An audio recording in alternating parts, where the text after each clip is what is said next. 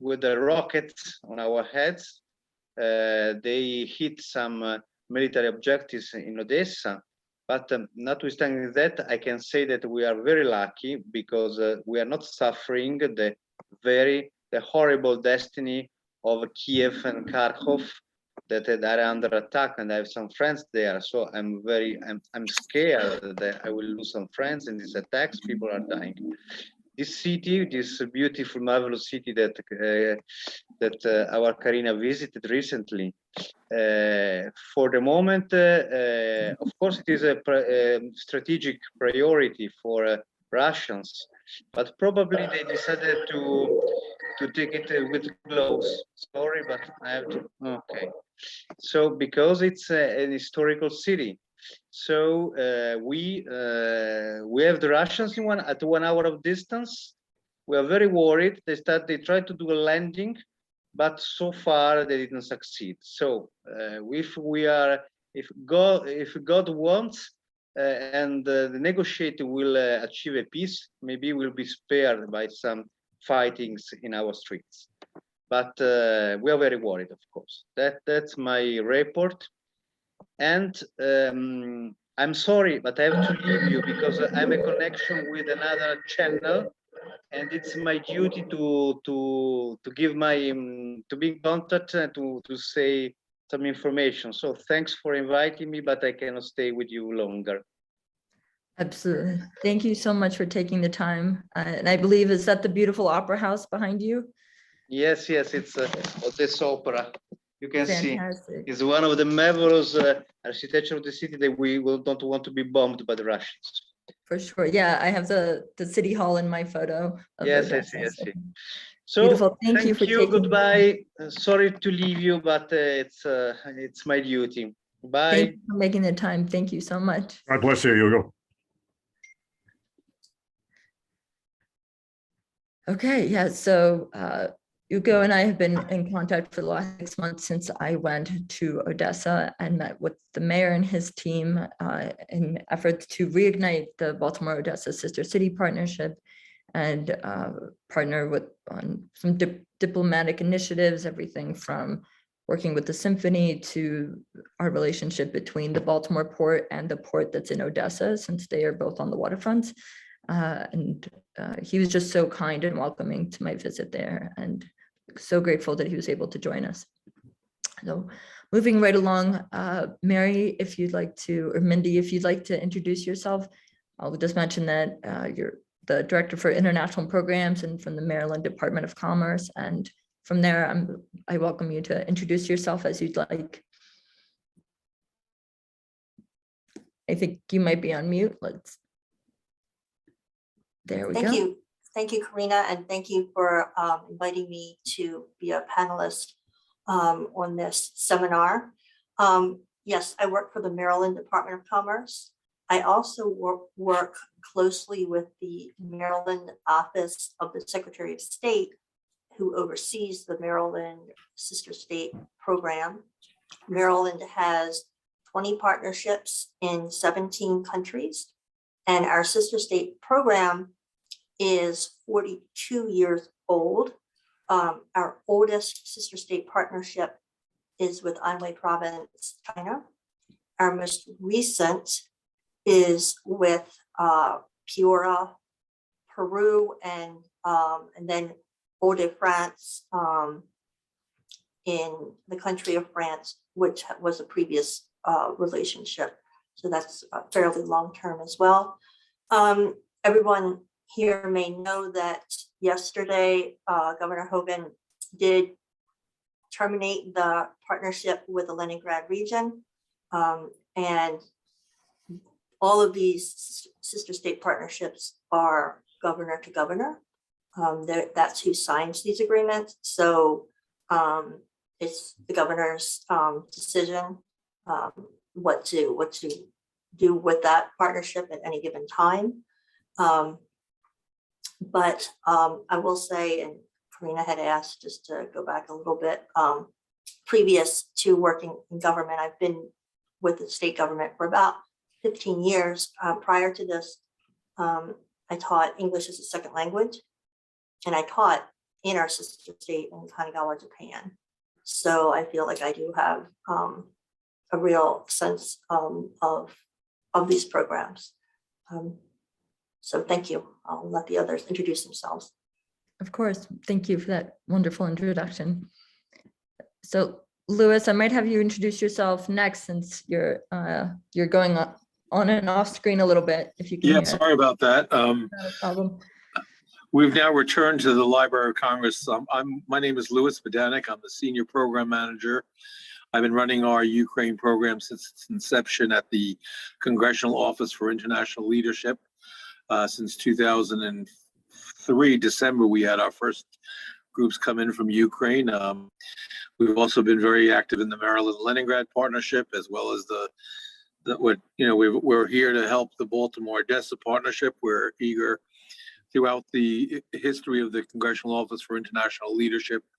We've kind of fostered and helped about 90 partnerships, whether through sister cities, sister states, through the National Guard partnerships, through the USAID's had some programs called the Community Partnership Program.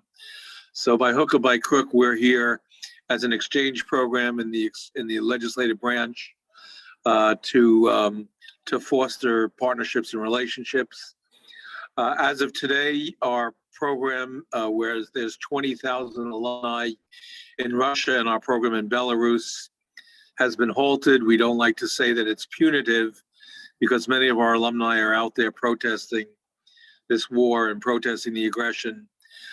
We just think that it's more dangerous for any forward-thinking, maybe Russian, to come abroad at this point, and they could be, have penalties to pay and families and all. And there's a new, not a new, but a remake of, or a new interpretation of treasonous acts in Russia and persona non grata and all that kind of legalistic things that makes Russian ability to interpret the law very, very scary. Our Ukraine program, we would have had, we had actually, just as of on last Wednesday, we had 19 Ukrainian veterans, those who were serving, those suffering from PTSD and other illnesses and other war injuries. We had a very moving day where they laid the wreath, laid a wreath on the tomb of the unknown soldier at Arlington National Cemetery with the Ukrainian colors in honor of those who have passed since 2014 and before. And little did we know that in about less than 6 hours or 12 hours on Thursday morning, February 24th, the bombs would start landing in Ukraine while our guests were here. I'll stop there and we can have more of a discussion later. Thank you so much for that introduction. Really appreciate it. Eric, do you want to go next?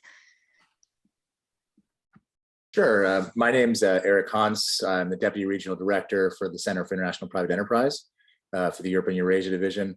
My involvement started with Ukraine about almost 20 years ago now, when I was a Peace Corps volunteer in the Donbass region. It's where I met my wife, who's we've been married now for 15 years, I think. Don't let her know that I didn't know the exact number. So we're obviously watching the events closely. In my day-to-day job, we have an office in Kiev. We work with business associations, free market-oriented think tanks, and other economic development organizations within Ukraine on a variety of economic reforms and regulatory policy to make Ukraine a better, more transparent place to do business. This is all really, the news coming out of Ukraine is very difficult to hear. I just saw that Zhytomyr was hit with a missile. And a year ago, I was sitting in a cafe with Pavlo Sheremetyev, former Minister of Economy, and we were sharing a cocktail in a hipster bar. And now the city's on fire. Absolutely. That's sounds very difficult. I hope that any colleagues or connections or friends or family that you have there are doing okay. And it's quite difficult. I know everyone's worried for their friends and loved ones overseas, especially those of us who are connected in international work. I guess that being said, do you believe that despite the impasse, that the talks between Ukraine and Russia are a good first step. That are we doing enough? Are there more concrete steps that we should be taking that might be more effective? What is sort of your outlook for the future? What are your thoughts? My thoughts. Anyone on anyone who would like to reply? I hold very little hope for any diplomatic resolution whatsoever. The stated intent of this invasion is to decapitate the Ukrainian government and hold them trial for made-up crimes. I do not know how you negotiate out of a position like that. The intent of the Russian government is to essentially wipe the Ukrainian people off the map. Certainly. Louis, do you have any opinions on that? Yeah, I would actually, I lean towards that much of a negative. I think Mr. Putin sees a threat by the European Union and NATO and at his corner, at his doorstep. But you know, when you think back the historical parallels of Hungary and Czechoslovakia, 48, you know, the Prague Spring and all those things, we didn't come begging them to join us. It's a matter of light versus darkness. They came asking us to be, not us, but the Western community of democracies and freedom. They came asking for the light. You know, not that we don't have our own warts and all here in the great old United States. We have our problems with authoritarian figures and maybe racism and other items. But I think that the pull of freedom and a free press and transparency and good governance, if you could say that, is a far more attractive pull. I do think President Putin has gone way over any boundaries of sanity and decency in lying. Basically, that's saying that he wasn't going to be hitting population centers, that it was just to reinforce, you know, the horrible denazification of the Dnieper and the Luhansk, which it's really hard to use a word like denazification when your president is Jewish and your former prime minister Groisman is Jewish, and I would be far more as a Jew myself, and your country bombs Babi Yar. I would be far more. I've always been far more worried as a Jew of anti-Semitism in Russia, although I'm a child of the pogroms, and whenever I hear the first strings of Fiddler on the Roof played, I start tearing up a little bit. But I think Ukraine had moved far ahead in the category of decency and progress and democracy and fairness. Just look at the presidents of Ukraine, the presidents of Belarus and Russia over the last 20 years, and I think every single 4 to 6 years, Ukraine has had a peaceful transition, except for the Maidan in 2014. I'll go with they're going to win, and there's going to be a much stronger Ukraine. And I'm very much excited by the talk of maybe a new Marshall Plan, but a real Marshall Plan for Ukraine when this is over. So let's already. I'm being an optimist, Eric, and saying that somehow this is going to end maybe with Ukraine being victorious, and this will be a quicker war than envisioned. And some folks are already mentioning, why doesn't Putin cut to the end and kill himself in the bunker, as I think the Ukrainian ambassador said at the UN the other day. We are not, I'm a nonpartisan, not a bicameral legislative body with the Congressional Office for International Leadership, and we do have a robust Russia program.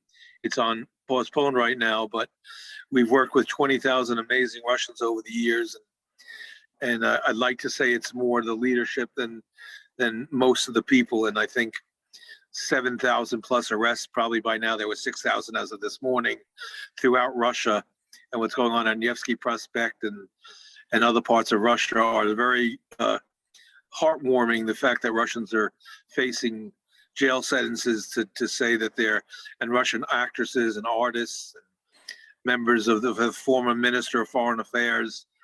I think there's a point where you go too far, and the world is reacting as strong as I've ever seen the world react. So for sure, absolutely. Yep, from everywhere, Rome, Paris to New York, certainly the world is watching. And Mendy, I'd love to have you chime in on your thoughts, given your long history of working with countries and cities internationally. What's your take on this and kind of the ups and downs that happen?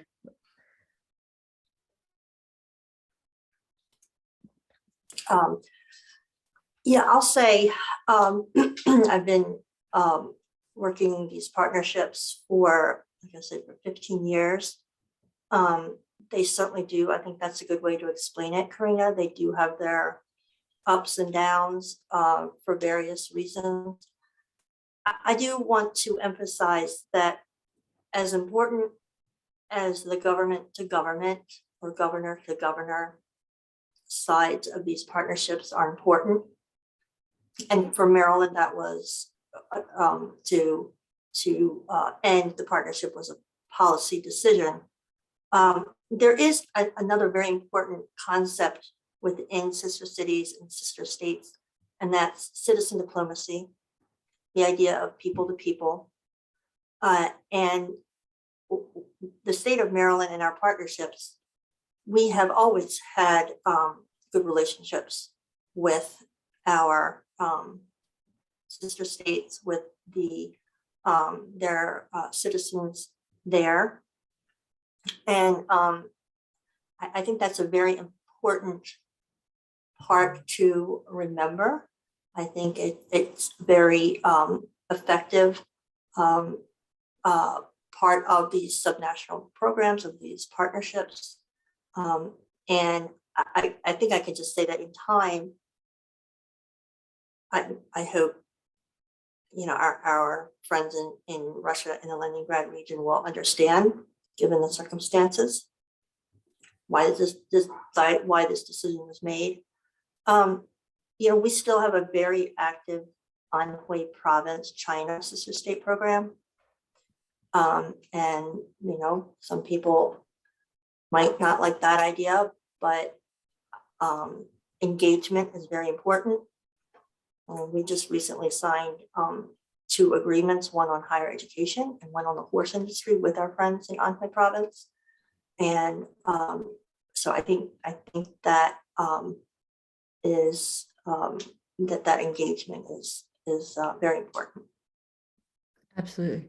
Yeah, I think that speaks to all of our experiences, is that we have friends in each country, but what the governments do is perhaps a little something different and out of our control. And these partnerships can do ebb and flow, ebb and tide for different reasons. If the citizens of Maryland, and the Leningrad region, they could also, remain a part of this. In time, maybe it's them that can bring this back. But for the time being, this is where we are. Absolutely. Yeah, certainly this is where we are, and not an easy position to be in, very quite complicated, given whether Ukraine or other countries across the water. Maybe Eric, I'm curious about your opinion for the CIS countries, the Armenia, Azerbaijan, Belarus, Kazakhstan, Kyrgyzstan, Moldova, Uzbekistan. What does this mean with them, with their connection to Russia? Are they more inclined to be aligned with them? Are they less inclined? So the Kremlin has significant influence over the EAEU countries. That's the Eurasian Economic Union countries. There's a significant risk of secondary sanctions catching up to them. I've already seen some advertisements for business relocation services in these countries. I would say that's highly ill-advised to try and circumvent sanctions, and I know that our Department of Treasury is looking for companies that are seeking to avoid sanctions that way.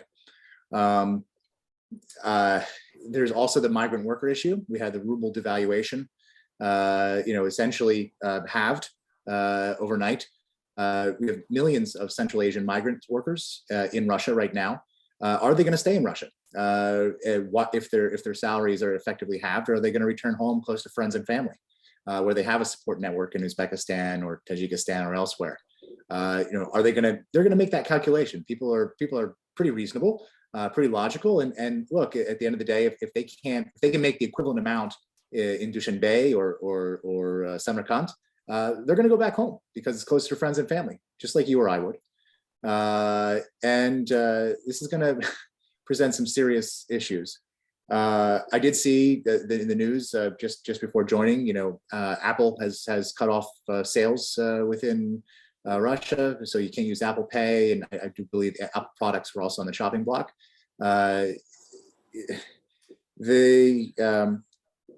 So the sanctions like this have really never been imposed before, sanctions on central banks. And so we don't really know what's going to happen. The stock market, Russian stock market, has been closed for the last 2 days. And, we're in kind of uncharted territory here in terms of economic effects of what all this means. We also have significant assets of Russian oligarchs parked in Western havens, including London. A colleague of mine in Riga has a major oligarch's yacht parked in front of her apartment and is visible there, and he's a sanctioned individual. The EU and the US are going to go after those assets, and as they should have done probably 12 years ago or more.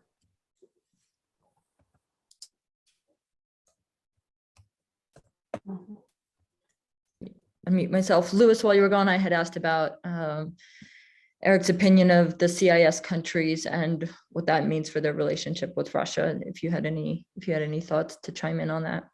Sure. Am I disappearing? Because I've been on consistently. Oh, good. Sometimes your video goes in and out. Oh, I'm sorry about that. But I'm happy that you've been with us the whole time. Okay. I was answering a question, and I meant to say about the optimism that I hope the endemic weakness of the Russian forces and the way that they're trained and paid. And so about the other countries, well, the Belarus is already gone. Moldova's seeming to has a positive turn. Let's see what else. I think, what happened in Kazakhstan is a scary symbol of President Putin's ambitions. And of course, there's the famous quote that, the 20th century, or the 21st, the worst catastrophe of the century was the dissolution of the Soviet Union. And I've been reading a lot of literature where I don't think he's really interested in Lenin's Soviet Union and communism as much as maybe Stalin's version of authoritarianism and autocratic leadership, because I don't know if he looks to put together the Soviet Union, but I think he wants to have that Eastern Partnership where it's Europe versus Asia maybe, and align with China. I think it's very short-sighted, and hopefully the autocrats and dictators in the world, I like what Mendy said earlier about citizen diplomacy, and we got 20,000 alumni throughout Russia in all 89 I think there's 85 regions now. They keep changing, and there's 23 in Ukraine. I consider more because I consider Crimea still part of Ukraine, of course. It's tough. He wants to, I know Uzbekistan's making some moves towards the West, but the closer, and Armenia is closer to the Christian Ukraine than maybe Azerbaijan to a Muslim world. It's quite a complicated world, and I don't think Putin has the capacity to control it like he'd like to. And I think, I think, and I pray, and I hope he'll learn his lesson in Ukraine, that maybe he could overwhelm Ukraine with his forces, but there's still going to be people who live in Kiev, and there's still going to be people who live in Belayat Tserkva and Kherson and Nikolaev and Odesa, and they're going to remember that their uncles and their cousins and their brothers, were killed. Their uncles, brothers, and cousins. The families will never reunite.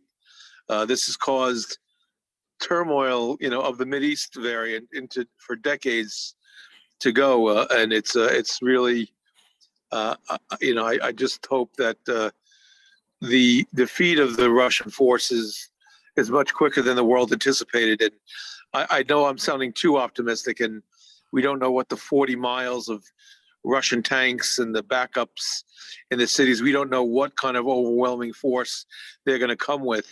So this might be all for naught, my optimism, because overwhelming force is overwhelming force. I just don't know how they'll be an occupying force for how long. How long will Russian mothers accept their children coming home in body bags? How long will you have a Northern Ireland? I just don't see it as a. I think Putin was a big misstep, and he's going to get a comeuppance in a sense. I'm sorry for the optimism, and there's maybe no reason for it at this very hard and bleak time. I've got hundreds of friends throughout Ukraine, 4,000 alumni. I lost a dear friend of mine, Madanick in Kharkiv. I heard he passed. He was killed. A man that I've known since 1991. And when I first lived in Kharkiv, so it's troubling and very depressing times. It's a senseless war. Nobody needed this war. Thank you so much for sharing your testimony, and I'm so sorry for the loss of your friend. Certainly, we're all anxious to hear back from everyone. Just to bring in a little bit of engagement from our listeners, we did put out a poll that said, do you think America is doing enough to support Ukraine right now?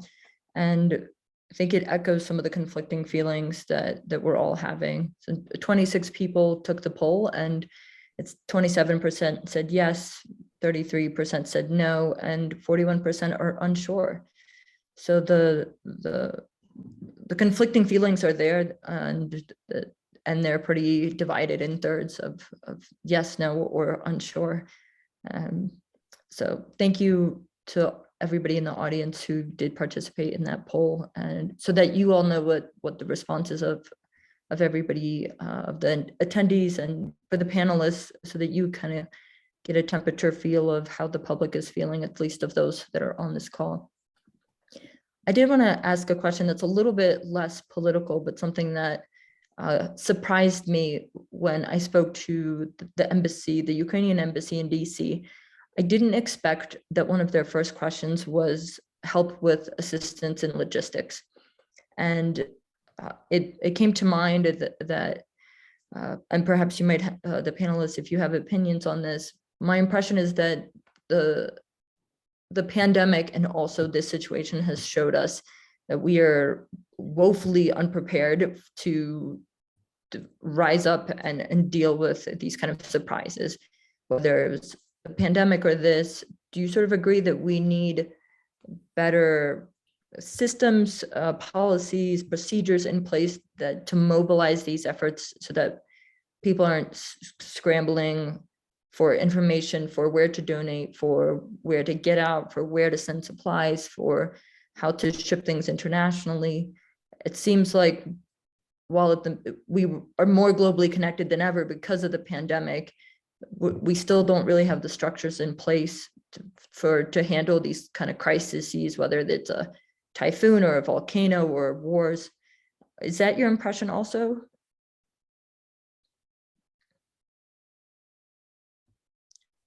Anyone, I'm welcome to whoever wants to chime in.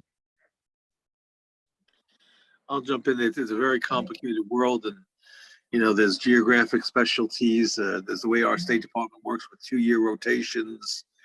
So there's weaknesses and there's strengths, and there's only so much you could do. It might be a good idea for the world's billionaires. I know there's some talk about that maybe the need for less space exploration and the use of wealth and yachts for the support of the hungry and the needy. I'm going to mention the issue. I'm not going to wade into the topic, as I don't have my druthers, and I'm not, God forbid, what we call in the liberal circles a socialist in any way. I'm for the capitalism and the free market, and I believe in wealth creation. But certainly there's there's certainly an unfairness, and wealth distribution seems to be separated between wealthy and unwealthy in countries as well. And I might have opened up a Pandora's box, but you raised a kind of thought-provoking question, Karina. So I'm answering as thought-provoking as I can. I try to do those. I'll add if what I was catching from your point, from your question, Karina, is preparedness for emergencies, preparedness, whether they be natural or man-made. And I did experience through sister states and sister cities and Baltimore sister cities during COVID pandemic that there was tremendous relative to sister states, and the size and the scope of what we can do. But there was tremendous assistance on many different sides. For Maryland's part, we sent medical, not equipment, but masks and other things to Anhui province, China. And we sent them in February of 2020 when we were all hearing how bad the situation was in China, although Anhui province is it's a different province than Wuhan, where it started. But in February 2020, we sent some masks, a few thousand masks, not symbolic, but nonetheless, that's an effort to get that over there. Our sister state committee, our volunteers, our citizen diplomats took that step to make that happen. And then, sure enough, 6 months later, from Anhui province government and from another organizations there, they sent us masks and gowns and other medical pieces, equipment. We also received assistance from that type of assistance from our sister states in Korea. And we even sent large medical supplies to Ecuador, not a sister state, but nonetheless an example of what regions and states can do, I guess, to maybe plug the holes where some of this might not be taken care of. So that was a very positive experience. And other countries too. Taiwan donated materials here during COVID. So it was a positive experience in what was such a difficult and remains a difficult time. Absolutely.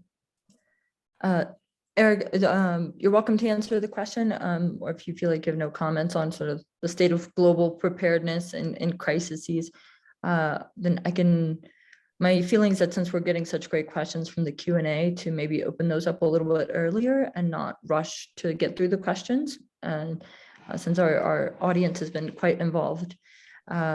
So Warren had a great question. He said, can we discuss the history of Ukraine? Does Russia have a legitimate claim? Is it Polish? They read that Ukraine or Kiev was born on Russia in medieval times. Help people sort of understand what this geopolitical and historical, or maybe even anthropological background here. I think what I had shared on some of my media outlets is that Europe has passed from the minds of most people, given that there was waves of immigration during First and Second World War and Cold War, and in really since the new millennia started, I don't think Europe and some of the Eastern European countries have been on the forefront of people's minds. And so maybe there's not as much of information of understanding what is that background. As a history lesson, going back Yes. to being the first capital of Russia, I mean, I think it's horrific, the 5,000 word story that Putin told and the speech that he meant on Sunday night, where he considers Ukraine, they do share Slavic backgrounds, same blood, same heritage, a lot of culture, but they are two uniquely different people.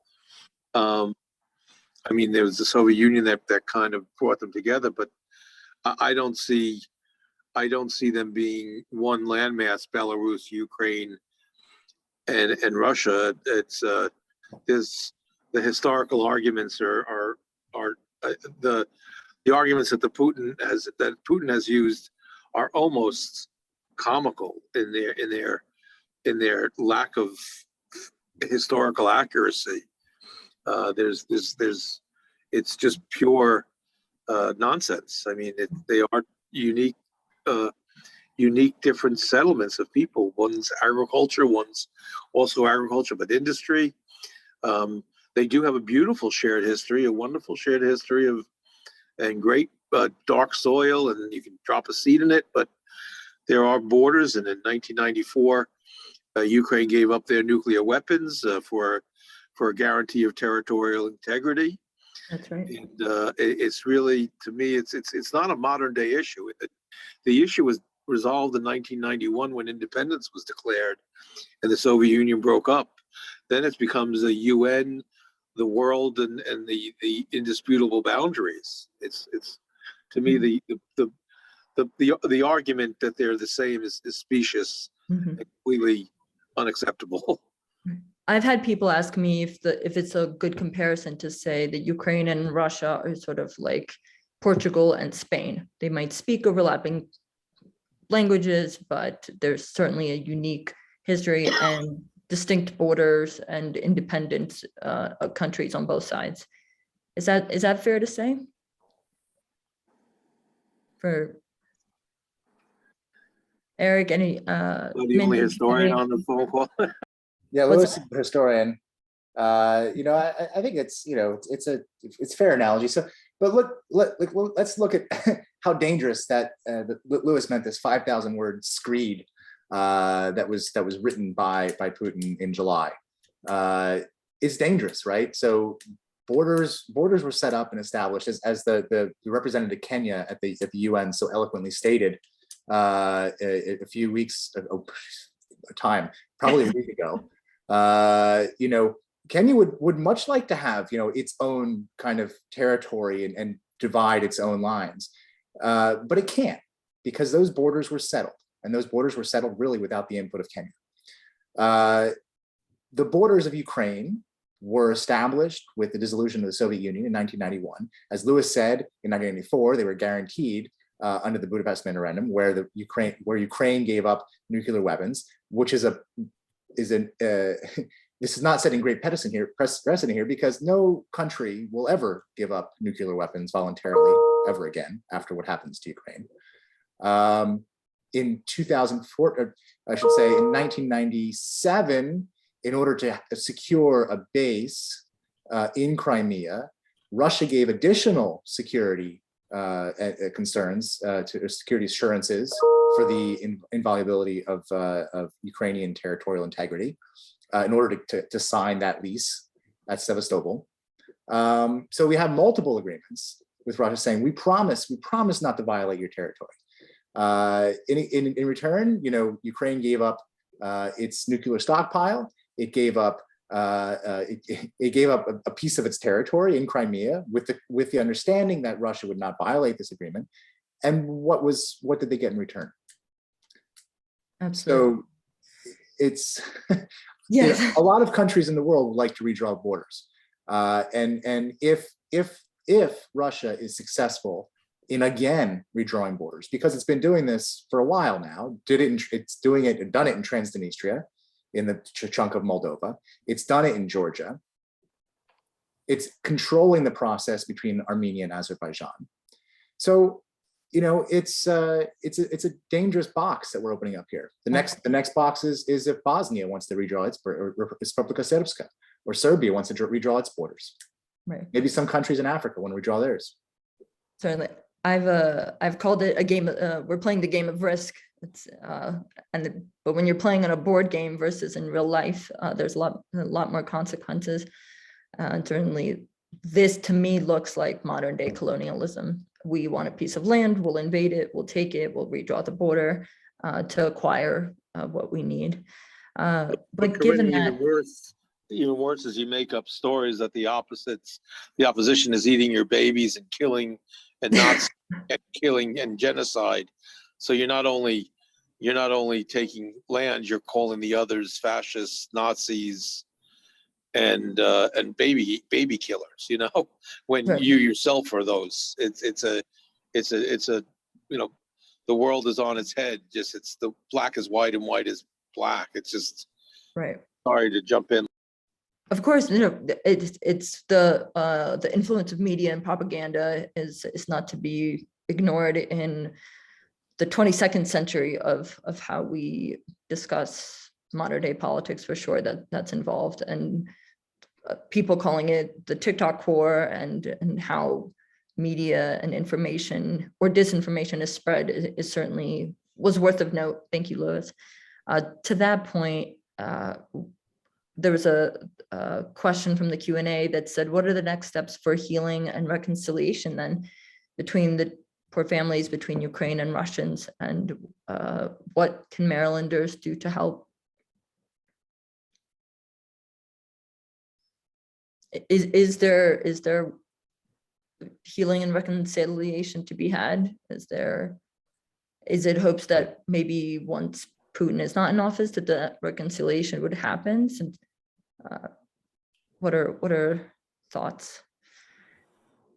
Just my personal opinion. Yeah, I feel like, I hate to say this, it's too early sure. to discuss that right now. And I do not have the background that Eric and Louis have in this history or geography, but you know, in South Africa and Liberia, they had the Truth and Reconciliation committees, and there's decades after, and it's still such a struggle for them. Mm-hmm. And so I'm sorry to say, but I think that's a long time off, but that's a personal opinion. Sure, absolutely. But a great question, and certainly I think it represents that a lot of people would prefer to have that piece, to have the reconciliation.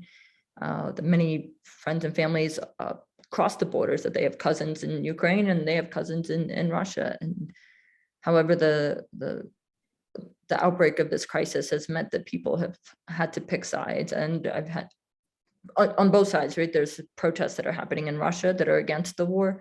And similarly, there's people in Ukraine that are so frustrated with the invasion that they've said they'll never speak Russian again, just for feeling so betrayed and so frustrated by this situation. So if I can ask another question from Jay, was wondering, however, do you think that Ukraine has been the subject of foreign meddling on both sides? And if so, would it be possible to moderate foreign influence in Ukraine in the future?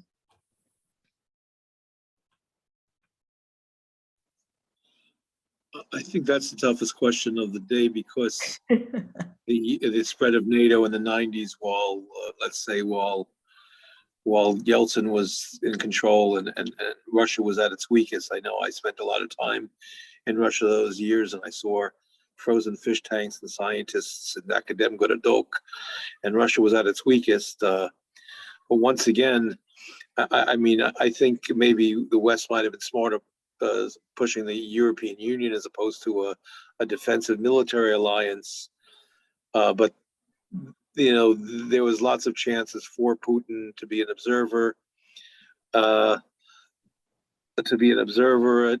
NATO. There was a way of co-opting into NATO or making it a worldwide global defense organization. I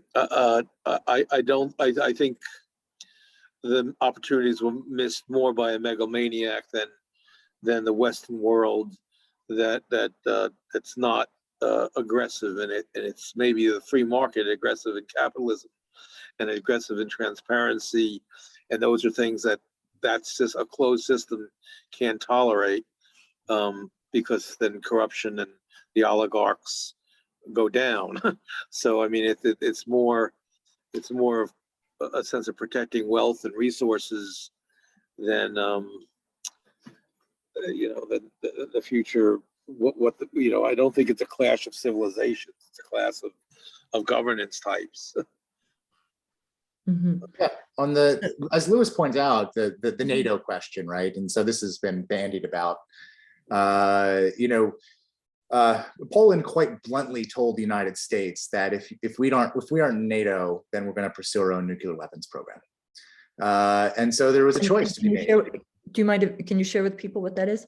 Sure. The Poland said if we are not in North Atlantic Treaty Organization, then Poland will pursue a nuclear weapons program. It was already lining itself up to be an EU member, and those are the choices that were confronted, that the Clinton administration was confronted with. You had states from the former Warsaw Pact that were afraid of Russian aggression and wanted to be part of a defensive alliance. And so I think that this question kind of goes towards that NATO question. That's why I'm picking at it a little bit. And look, the Baltics and Poland, are proven right in this past week to be fearful of that. I will say that with NATO, there is, coupled with that expansion of NATO, was a 1997 agreement with Russia. So there's a NATO-Russia agreement where Russia was afforded high-level representation at NATO. To the point where Russian military officials were allowed to inspect bases. It was a reciprocal agreement, literally had physical offices in NATO headquarters.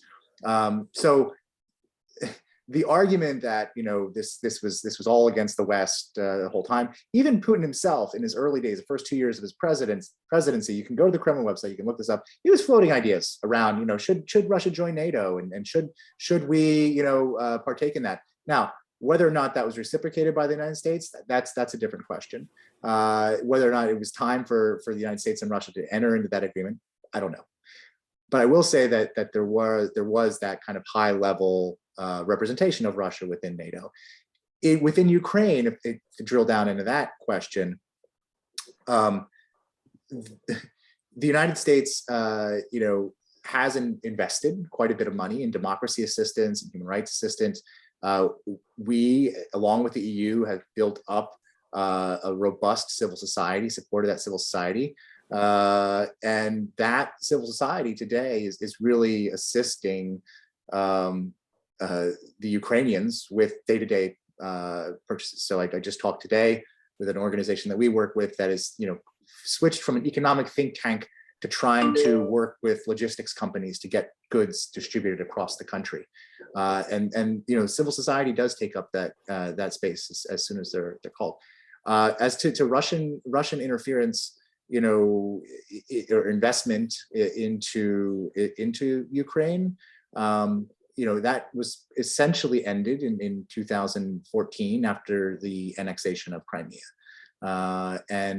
Look, at the end of the day, Ukrainian people, poll after poll show, choose the West. They want democracy. They want to engage with the West, and they, including the business people that I work with, they don't see a future in Russia. The businesses that I talk to, that I work with, see their future in the EU, with the United States, and in the West. And thank you for that answer. If I could do a follow-up question from one of our audience members, if Ukrainian, Karina, can I? Please. Sorry. Yeah, chime in. I just wanted to add two things. One is, and this is my personal view, I think there's, when going back to the question about moderating foreign influence in Ukraine, I think we have to be careful with vocabulary, because I feel like when we talk about the West in Ukraine, we talk about assistance, but when we talk about the Russia and Ukraine, we talk about meddling. And so there's two words there, assist and meddling. Words matter. And some people might see it as assistance and some people might see it as meddling. So that just is something going around in my mind. I did want to mention though, I don't know if people are aware, but the National Guard has a state partnership program, which I believe started in the early 90s, because of the Soviet Union falling, those former Soviet states needed assistance building up their own home guards, their own militaries, because for 70 years they did not have that. And at that time, the Maryland National Guard was partnered with Estonia. And so the Maryland National Guard, for these 30 years now, has assisted Estonia, well, initially assisted Estonia in building up their home guard, right? And till this day, that partnership between the Maryland National Guard and Estonia is extremely strong. And what was a partnership where Maryland was, National Guard was assisting, was training, guiding Estonia and its defenses, has now turned around. Yes, of course, they're still there, and I can imagine a lot of that has probably increased very recently. I'm not aware of exactly what the National Guard is doing there right now, but it's turned around because Estonia is arguably one of the leaders in cybersecurity. And so they have been training Marylanders in cybersecurity for about a decade at least. Other states have also taken on other developing democracies. I want to say Michigan or Wisconsin fairly recently was assigned to Liberia. And, you know, I'm sure it's happening. Oh, Maryland also, the Maryland National Guard also assists Bosnia. And that has become very difficult recently. But the Maryland National Guard, you know, is devoted and really is there to assist in any way that they can. So I just wanted to bring that up. I think a lot of people are not aware of that. And for Maryland, it's a really proud point, and it has led to several sister city partnerships in Maryland and Maryland's sister state partnership with Estonia. If I could give 1 second plug, Karina, we have a group of Estonian cybersecurity experts being hosted by University of Maryland, Baltimore campus, April 8th through 16th, an incredible top level group. And I love your input, Mendy, and others about their programming, because we're just about to head into it. Sorry for the selfless plug for COIL, but it's Estonia has asked us to do some, well, Dutch Rupersberger, the congressman from that area, wants to further engage Estonia, and that's how we're doing it. And it is incredible. Estonia became the cybersecurity world leader thanks to an attack by Russia on their infrastructure. I think it was 94. That's how I forget when it was exactly, but it was one of the first cyber attacks, and it was at Estonia, and Estonia became the world leader. And they're also the world leader in electronic voting. So I'll leave it at that. I'm sorry for the plug and for the switch from Russia to Estonia and Ukraine, but there are a lot of parallels there with Poland as well. So appreciate it. So thank you all for your comments. I'm going to just chime in. Eileen had asked a question, and perhaps I might be able to answer it about sister cities, sister states, and where we stand on closing those programs, leaving progressive Western-leaning Russians out in the cold. And certainly it's a difficult decision. I'll be on a phone call Thursday with every sister city, Ukrainian sister city across the country, across the world. They're all convening together on Thursday to see not only how they can help each other, but how to navigate these relationships with different Ukrainian cities that they have right now. And to that point, certain government leaders, governors, are choosing their path of whether to remain with those sister state relationships. And I think sister cities is having that similar discussion of how to navigate that for sure. So that's ongoing. Let me also chime in and thank everyone that responded to our second poll. We asked the attendees of this webinar how many of them have donated to a cause, and kind of to gauge the temperature of that. And we've had 31% said yes, they have donated, 15% said no. 42% of the people were not sure where to donate, which I think speaks to a lot of the information, sort of, at least for myself, drinking from a fire hose. I myself have sent several links of everything from supporting journalists to humanitarian aid to the medical missions to giving food to the refugees to trying to help people flee to giving military aid. So thank you to all who have donated. Respectfully understand those that have not yet, or maybe do not choose to, and definitely relate and empathize with those who are not sure where to donate. That said, we have a list of Baltimore sister cities. Just put that on our website. On our website, for you to have all of the options of no preference to us. We don't want to tell you where to donate if you so choose to, but to just leave the option on the table for you. That being said, there was one more question that was left from an attendee.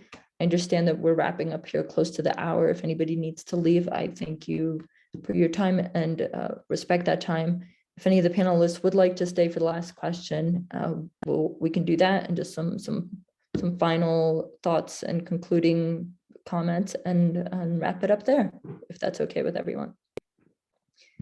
Fantastic. So Karen asked, maybe particular to Eric's last comment, that if Ukraine was allowed to become a member of NATO, as Putin fears, would that become an existential threat to Russia in the way that the Cuban Missile Crisis was perceived as a threat to the US? So it's clear that Putin sees NATO as a threat. And it's incumbent upon the United States, European partners, and NATO to show him that it does not mean a threat. As I mentioned, they've tried to do that, and they should continue to try to do that. My personal opinion is that I'll just call it Putin, because it seems that he is the government. If he continues, if it's in his mind that do not trust NATO, then there is no effective resolution. Now, if there were a government in Russia that were reasonable and liberal, democratic, and elected by the Russian people, then maybe things would change. But as Lewis pointed out, it is a defensive alliance, and it's not an offensive alliance. It's meant to defend members, not to attack anyone. Yeah, that's certainly a difficult thing to sometimes when the porcupine is defending itself, it looks like it's attacking. That can be misperceived for sure. And with that, I'm open to any last comments the panelists have, some concluding thoughts. Welcome I have one last comment. Along the line of NATO, President Zelensky did sign an application, an urgent application to join the European Union. And I believe at the assembly, they're sort of fast tracking it, and I think that's very. I mean, I think the world has seen Zelensky to be quite a hero in this incident, but it's clearly saying that Ukraine, even under enormous threat by Russia, we're still going west. You can kill us all, but we plan on being part of the Western community of democracies and free markets, and come hell or high water. And I think the writing's on the wall. I think Putin has, it's maybe, hopefully, maybe his last grasp on aggrandizement, and hopefully Russia maybe could stay within its boundaries and not need the more wealth and more death of young men and women and soldiers. So let's hope that this horrible episode will end sooner rather than later. Hope so. Mm-hmm. Absolutely. Karina, I'll just end by saying that I hope people realize that subnational partnerships, state partnerships, municipal partnerships, sister cities, sister states, they do play a role in our very much global small world that we have now. And that can be anywhere from economic development to arts and culture, to education, to healthcare, tourism, sports, and so I think that's an important point to realize. There is a role, and more and more, given that Maryland is so close, our proximity to Washington, D.C., we do see that embassies and ambassadors do appreciate that, and do call on us to participate in different programs and events. So I think that's has made my job very interesting, and the message that I want to get out to people. Absolutely. Thank you. Thank you. Thank you very much. Eric, do you have any last thoughts? If not, Just 2 words, Slava Ukraini.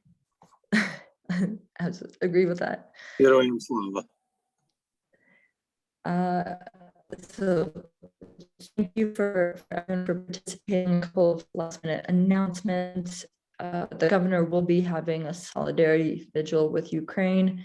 That's Wednesday, March 2nd at 6 p.m. at the Lawyers Mall in Annapolis. If Eric had to jump off, that's quite all right. Michelle, Alexander, if you'd like to send us your messages, I saw that your hand was up. Hopefully your question was answered. This webinar is being recorded and will be posted to our YouTube for anyone who wants to share that with others or circle back to it later, as well as any of the comments will be posted on, and the resources that we've mentioned throughout this call will be posted on our website, from places to donate to continuing conversations with us and being members of Baltimore Sister City to make sure that these relationships continue to foster, whether in times of peace or in times of crisis. That's definitely critical.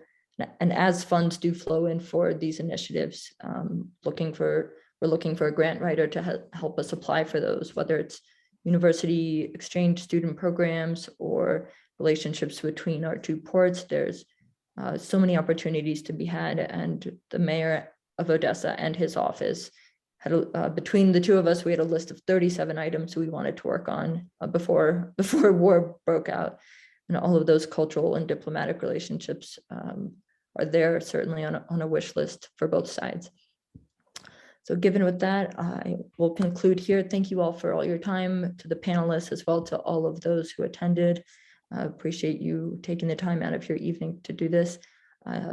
Enjoy, be safe with your family. Our wishes to any family members that you may, friends or family members you may have in Ukraine, are in our thoughts, and have a good evening. Thank you so much for your time.